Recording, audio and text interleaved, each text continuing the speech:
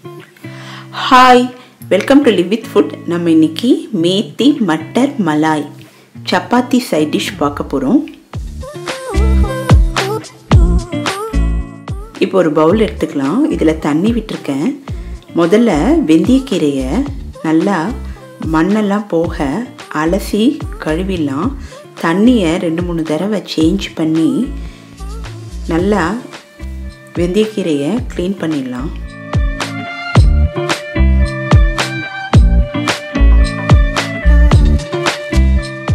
இப்போ ஒரு கடாய் எடுத்துக்கலாம். இதில் நான் கொஞ்சமாக தண்ணி விட்டுருக்கேன். நிறைய தண்ணி விட வேண்டாம், ஏன்னா வெங்காயம் வேக வைக்கணும். அதனால் நம்ம கொஞ்சமாக தண்ணி விட்டுக்கலாம். இப்போ இதோட பச்சை மிளகாய் சேர்த்துக்கலாம்.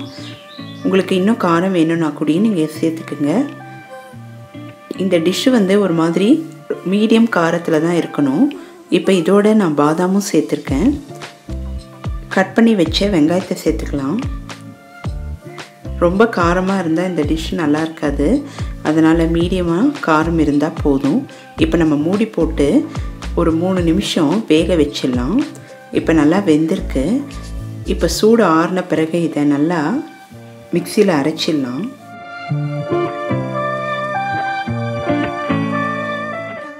இப்போது இன்னொரு கடாயில் எண்ணெய் விட்டுக்கலாம். இப்போ இங்கே உங்களுக்கு பட்டர் இல்லைன்னா நெய் வேணும்னா கூட நீங்கள் விட்டுக்கலாம். நான் இங்கே வெஜிடபிள் ஆயில் விட்டுருக்கேன். இப்போ இதில் துருவிய இஞ்சி பூண்டை சேர்த்துக்கிறேன்.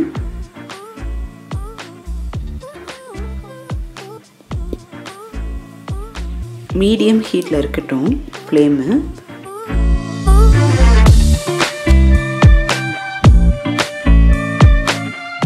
இந்த டைமில் நம்ம அரைச்ச இந்த வெங்காயம், பச்சை மிளகாய், பாதாம் விழுதை சேர்த்துக்கலாம்.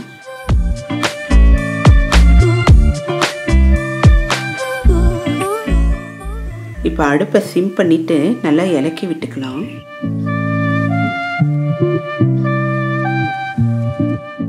இப்போ நம்ம கழுவி வச்சுருந்த வெந்தயக்கீரையை சேர்த்துக்கலாம். வெந்தயக்கீரையை அப்படியே சேர்த்துக்கலாம். கட் பண்ணி வச்சோன்னா வெந்தயக்கீரை கசப்புக்கும்.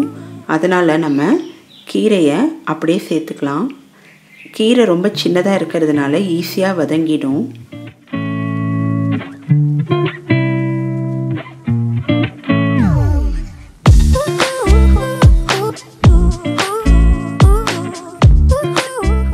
இப்போ நான் கரம் மசாலா பவுடர் சேர்த்துக்கிறேன்.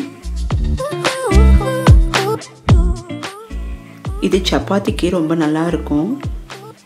வெந்தயக்கீரை பட்டாணி சைட் டிஷ்ஷு. இப்போ நான் கொஞ்சமாக சர்க்கரை சேர்த்துக்கிறேன்.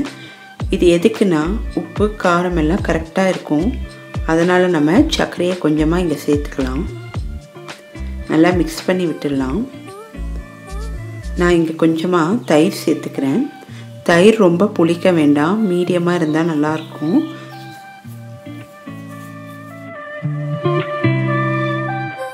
அடுப்பை சிம்லே இருக்கட்டும்.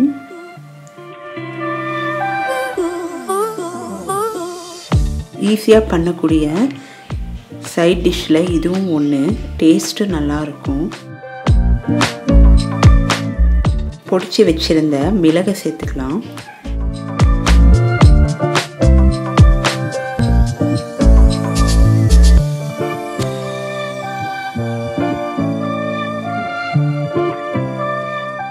இப்போ நான் கொஞ்சமாக தண்ணி விட்டுக்கிறேன். கீரை கொஞ்சம் வேகணும்.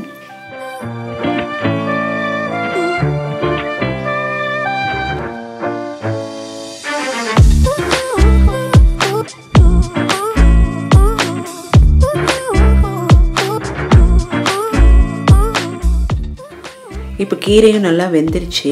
இந்த டைமில் நம்ம பட்டாணியை சேர்த்துக்கணும். நான் ஃப்ரெஷ் பட்டாணியை சேர்த்துக்கிறேன்.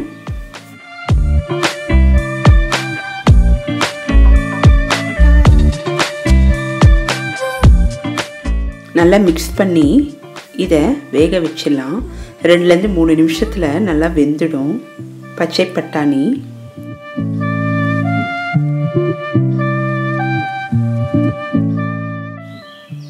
மேத்தி புலாவ், ஸ்பைசி வெஜிடபிள் புலாவ் இதுக்கெல்லாம் இந்த மேத்தி மட்டர் மலாய் ரொம்ப நல்லாயிருக்கும், சப்பாத்திக்கும் ரொம்ப நல்லாயிருக்கும்.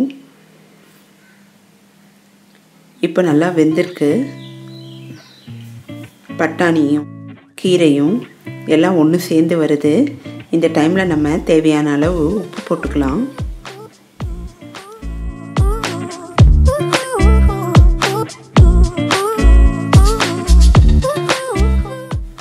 நல்லா மிக்ஸ் பண்ணி விட்டுக்கலாம்.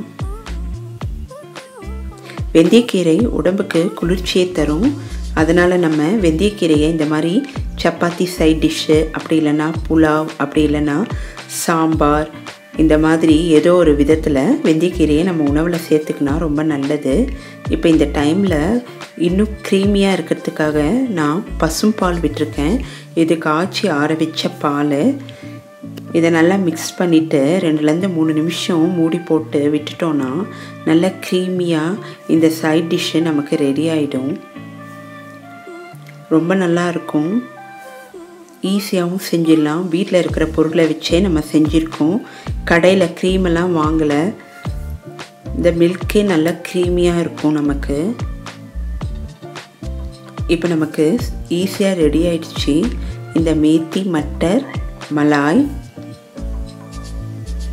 இது மேலே நான் கரம் மசாலா கொஞ்சமாக தூவிக்கிறேன்.